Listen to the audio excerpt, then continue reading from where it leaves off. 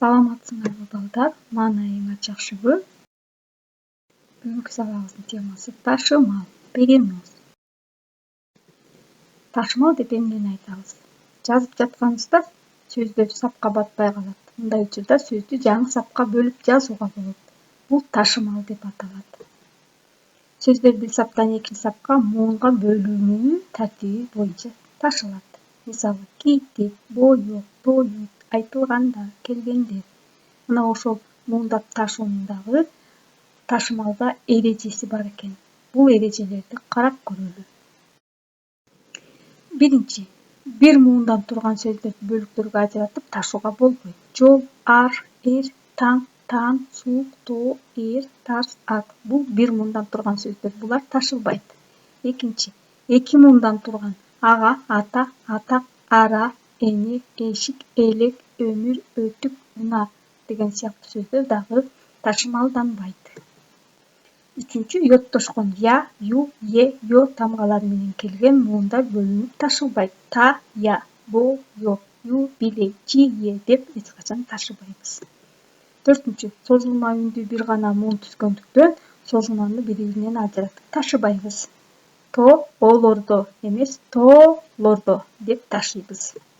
Бешинчи, үндүү тыбыштардын арасына келген окшош эки үнсүз бар болсо, анда бири-биринен ажыратып ташыйбыз. Мисалы, таккан эмес, таккан. Канаттуу эмес, канаттуу. Чаппа эмес, чаппа.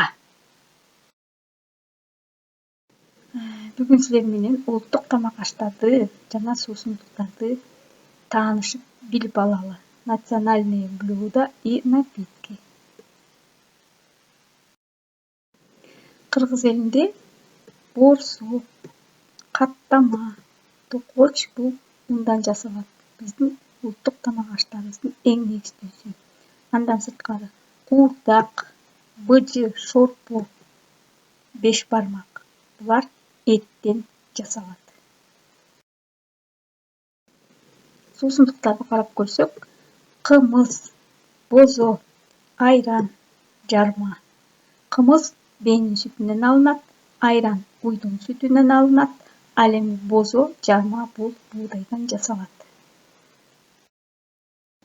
Беш бармак кыргыздын эң сыйлуу тамагы.